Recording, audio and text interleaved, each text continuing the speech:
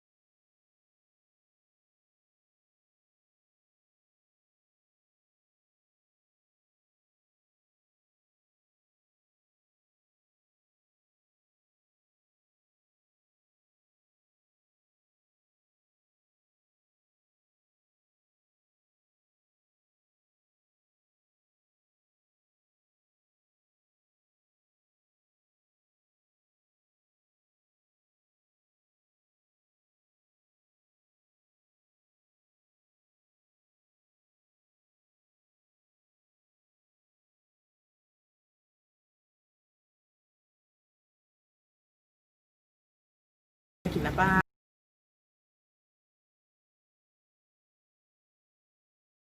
Donc, j'ai fait appel à la justice. J'ai cherché un avocat pour me représenter au tribunal.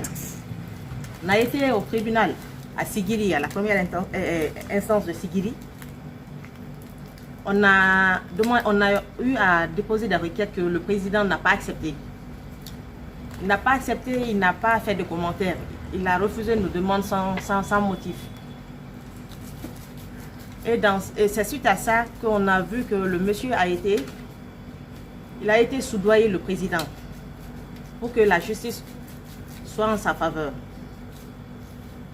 Et aujourd'hui, on a fait l'appel au tribunal de Kankan. Maintenant, je lance un appel à l'État guinéen de m'aider afin d'obtenir justice, afin que le droit guinéen soit respecté, la loi guinéenne soit respectée. Je suis légalement mariée à ce monsieur, devant Dieu, devant les hommes. Je ne demande pas plus que mes droits. Tout ce que je veux, c'est ce qu'on dise le droit. Aujourd'hui, j'ai besoin du soutien de tout un chacun. Je suis une femme sans défense. La loi guinéenne, vraiment, j'ai eu à discuter avec ces gens-là. Ils m'ont dit quelque chose qu'aujourd'hui j'ai honte, mais je vais vous le dévoiler aujourd'hui. Le gars a osé me dire qu'en Guinée, que si tu as l'argent, même si tu es un étranger, que tu as la loi à tes côtés. Ils l'ont dit et la loi guinéenne me l'a prouvé. Le président me l'a prouvé. Au début, il était de mon côté, mais après, il a changé subitement, sans aucune explication. Il n'a même pas voulu discuter avec mon avocat. On a tout fait. Il a juste écrit sur un bout de papier pour nous donner la réponse de nos requêtes. Sans motif ni rien. Et c'est après ça vraiment que j'ai vu que si on continuait comme ça, que j'allais perdre. Un étranger peut venir dans mon propre pays pour me déshériter, me prendre ce qui m'appartient, ce que mon mari a cherché pour ses enfants et aussi pour moi, pour envoyer ça chez lui. Pendant que mes frères guinéens sont là et qui sont derrière lui, ce sont eux-là même qui l'encouragent, qui le soutiennent dans ce qu'il fait.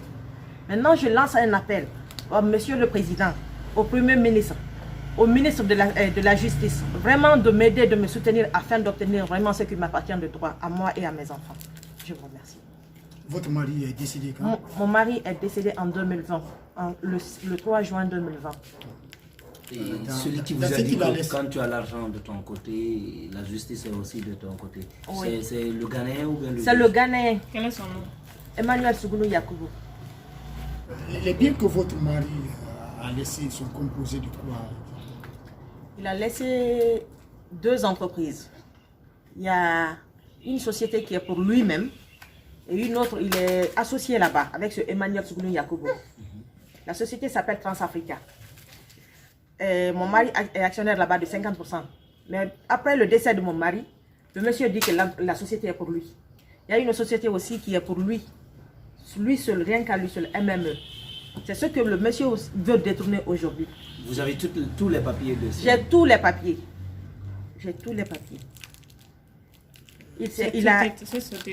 La société là, c'était sur quel domaine? C'est dans les mines? Oui, dans les mines. Oui.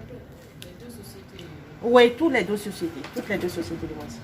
Est-ce que les responsables, par exemple, de ces entreprises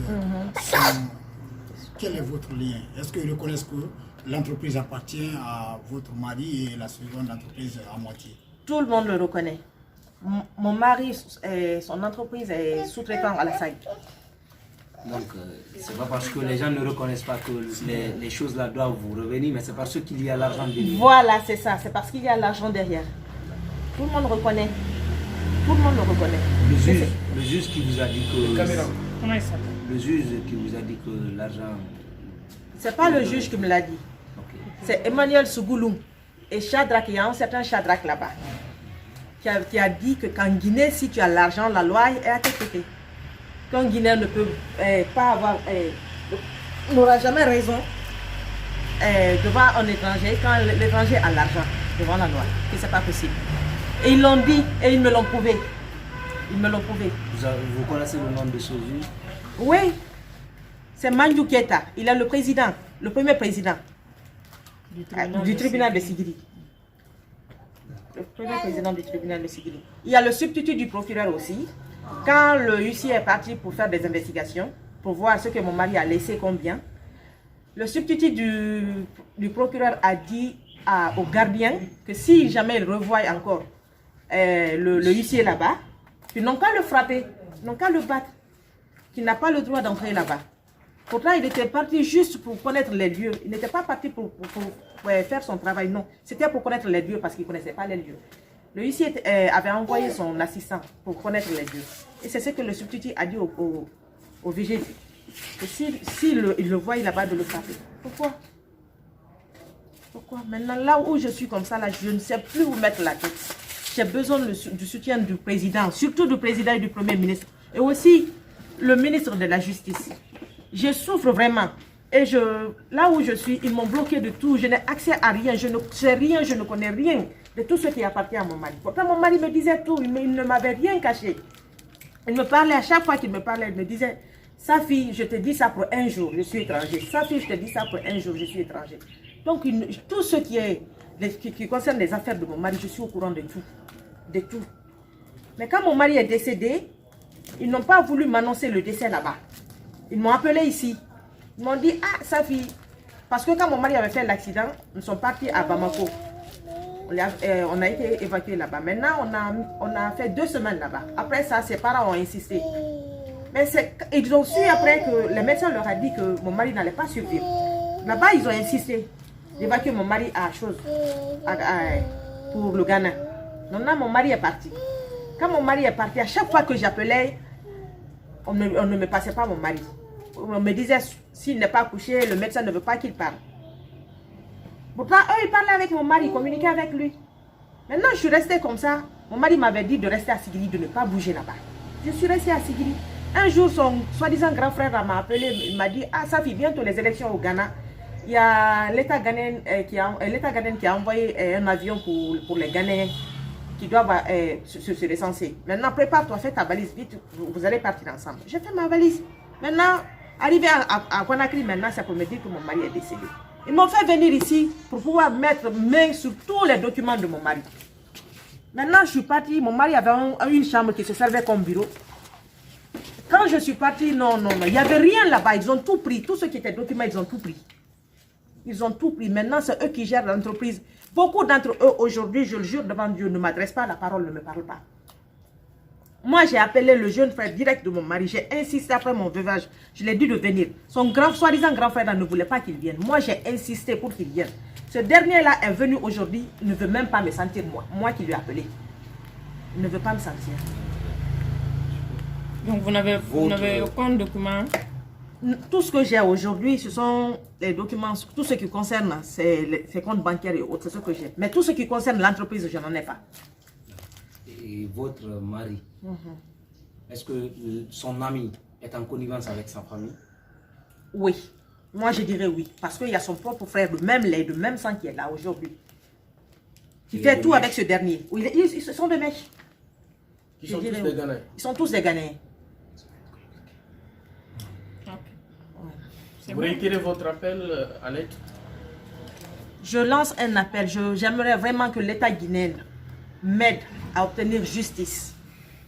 Vraiment, il ne faudrait pas qu'un étranger vienne me déshériter dans mon propre pays.